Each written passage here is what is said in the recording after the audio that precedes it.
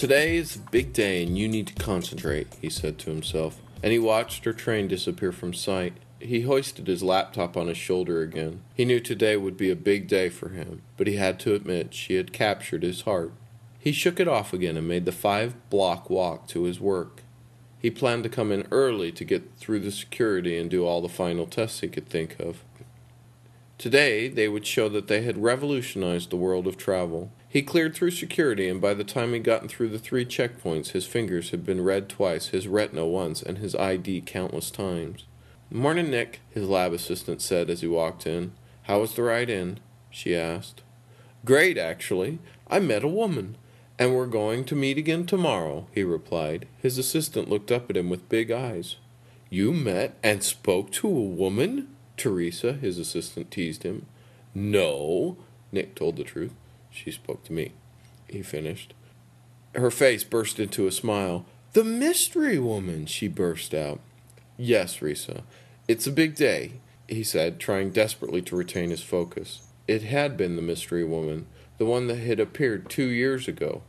2 years ago, right after the accident. He physically shook his head to clear the thought train. "We need to get everything ready to go," Nick said, firing up his laptop. She smiled. "It's all done. I came in early." She was right. All the systems were online and double-checked. "Why the hell do you stay in my lab, Risa?" Nick asked. "You're the best," he said, his confidence building. "I've told you this before. I want to work with the most brilliant mind," Teresa, his assistant, said. "And I've told you, you're in the wrong place." Nick replied, but she had accomplished her goal. His heart rate had slowed down and he felt more at ease. He got up and poured himself a cup of coffee. "Suits are going to be here soon," Risa reminded. I know, he grumbled. "I hate demonstrations." He said about his last-minute tuning. The suits, or corporate sponsors, for Nick's research had come at Nick's request. He wanted to show them the latest. He was a full year ahead of schedule to produce any product. He hated to admit it, but they should be made aware of the technology. He said a few words to the massive faces trying to get a look. He showed them the equipment, and one of the men opened Transporter B, but Nick never saw. They went and put the rat cage in Transporter A, or, as he and Risa called it, Galileo. And very soon the rat would be digitally transported to the other side of the room in Transporter B, or Archimedes. And with this demonstration, his name would be firmly planted in the history books. He walked back to his laptop. All systems go. He indicated that everyone watch, and then he set the program into motion. Everything was warmed up and ready to trigger the transfer. A red light popped up on his screen. Transporter 2 was not closed. He leapt up from his chair and ran across the room. He tried to slam the door shut before the reaction, but not only did he not get the door shut in time, Nick, along with the rat, were digitally pulled into the computer. Risa's eyes were huge. Did he mean to do that?" one of the suits asked. "No," Risa answered honestly. She slipped into a chair that she very rarely sat in, Nick's desk. The laptop's glowing keys changed color to suit her, and she could not help but smile.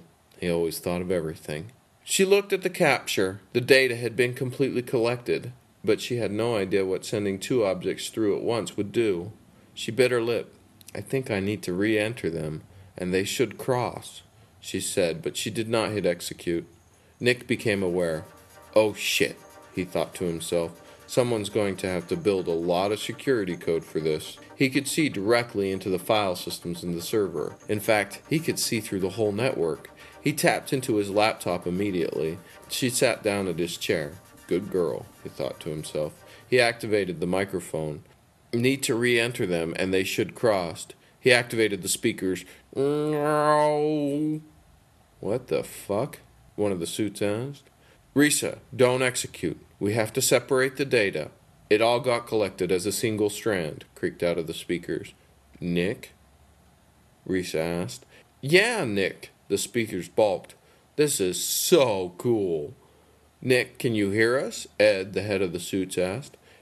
"Yes, Ed, I'm fully aware, just minus the body. The rat and I got collected all at once, so now our data is all mixed up, and it will take some time to sort it out," Nick replied through the speaker.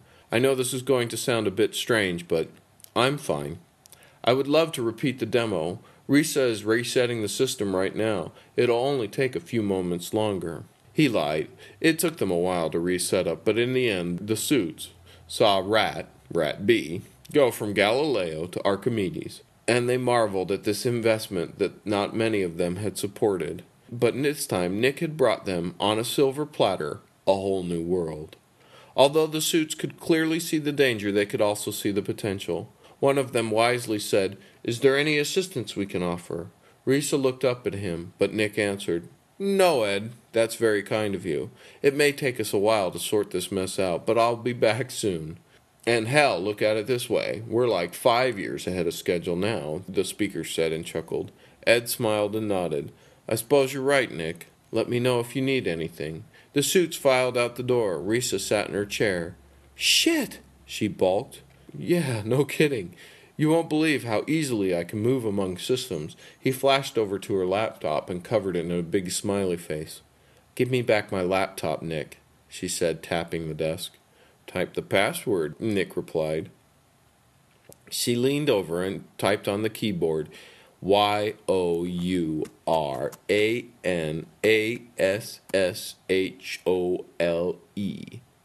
"Fine," he said, and flashed back to his laptop.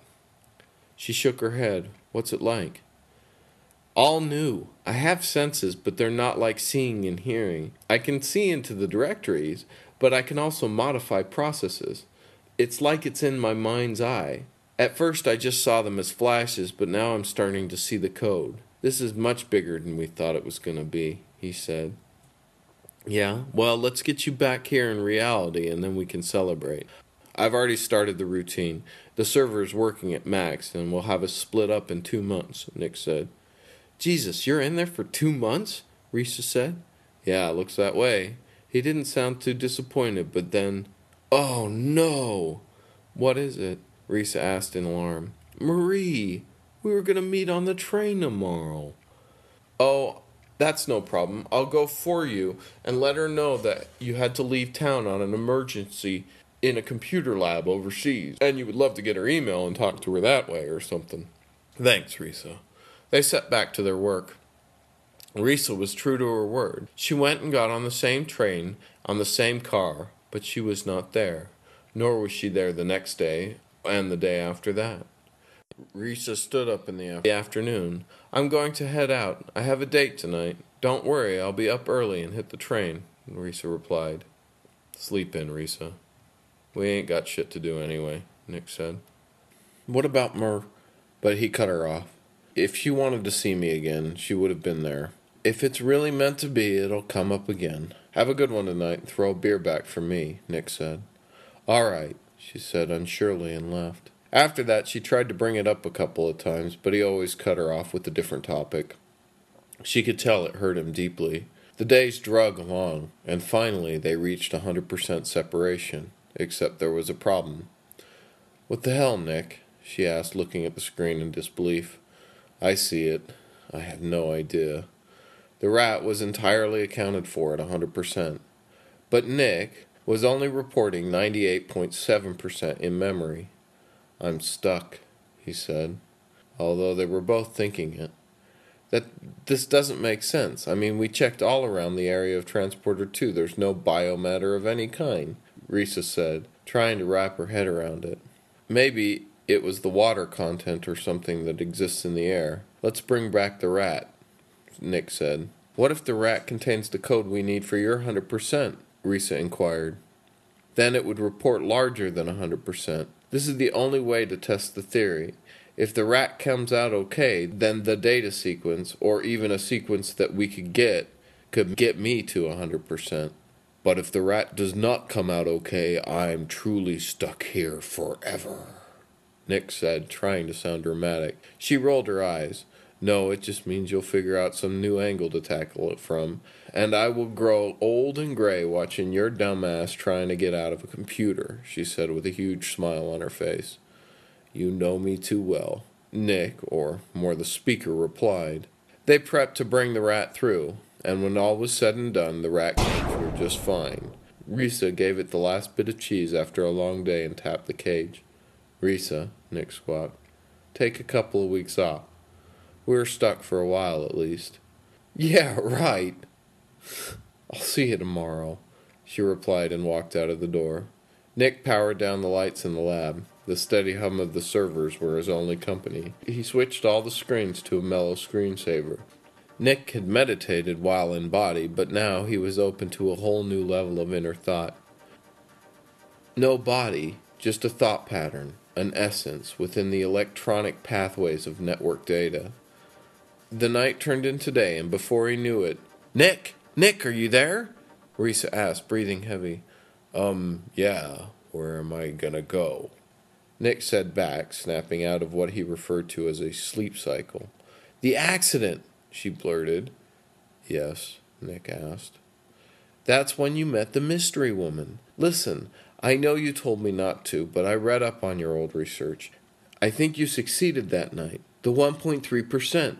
It is crossed into a parallel dimension, Risa replied, or at very least, in the buffer data of your old system. Nick tried the idea from a few different angles. If that's the case, we will need the drive and we'll need to build a bender. It was not a complex device, but it was dangerous, as he had proven 2 years before. She would be from another dimension. Guess that kills any chance, huh? He said, the disappointment apparent in his virtual voice. Well, yes, I think so, Risa smiled. Good call, Risa. How did you come up with it? Nick asked. I've thought about the mystery lady from the day you told me about her. It seemed so romantic, and this morning I was riding the train in, and that's when it hit me. You were missing 1.3% out of the data stream before you ever got pulled into the system. That piece is still in another system, or another dimension, with the mystery lady, she explained. She does dress very different. All right, we need to get the drive first. Go to my apartment, and he gave her detailed instructions on what drive to get from his place. She returned with the drives and the parts for the bender. She plugged in the drives and started working on building the bender.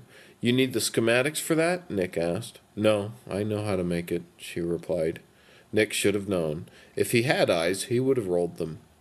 The data from the drives hit him and transported him 2 years back in time. The accident had caused a horrible flare-up and almost blinded 5 people. Nick had suffered some burns on the side of his body. It had scarred him deeply, and he had walked away from the project. Now, here again, he was messing with a bender.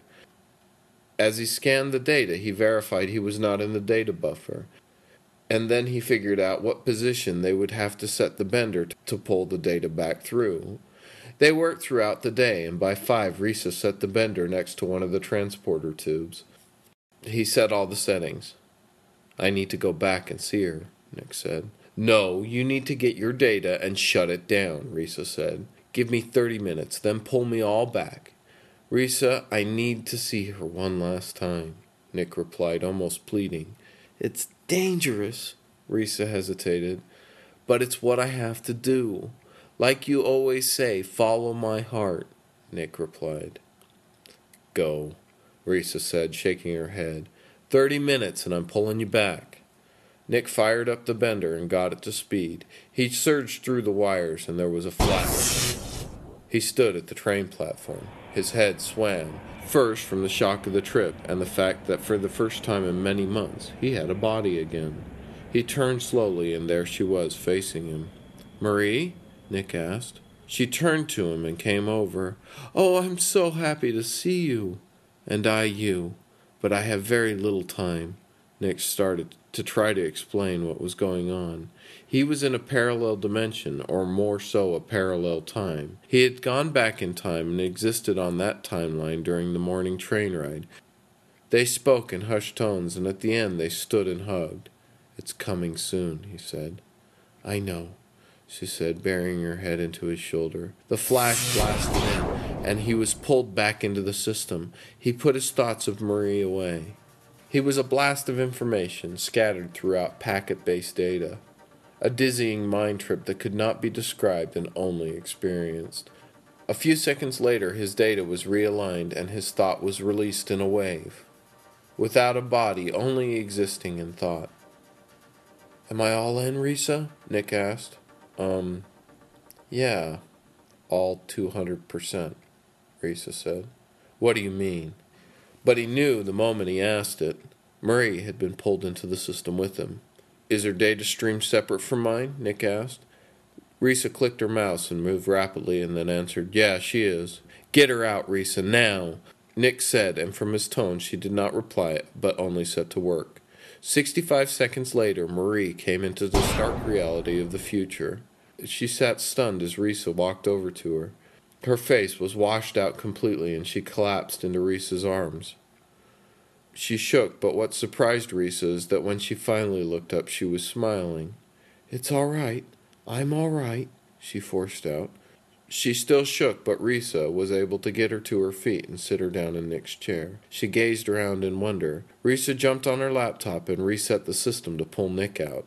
So are we in the future? Marie asked, looking at the screen on Nick's laptop. Well, your future, yes. I'm so sorry, Marie. I'll get you back home, I swear it. Nick squawked from the speakers. She smiled big. Nick, are you in this little box? She said with a giggle. Yes, Nick answered, stunned. But again, I promise you, but he was cut off. Oh, hush, Nick. I didn't have anything back then. Well, a cat, but she was a mean thing. This is much more exciting than anything I could ever dream. So I intend to enjoy this, she said. The effects of the travel were starting to lift, and she became more comfortable. Risa laughed. I like her, she said from behind her screen. Yeah, I figured you would. I just didn't think you would ever meet, Nick replied sarcastically.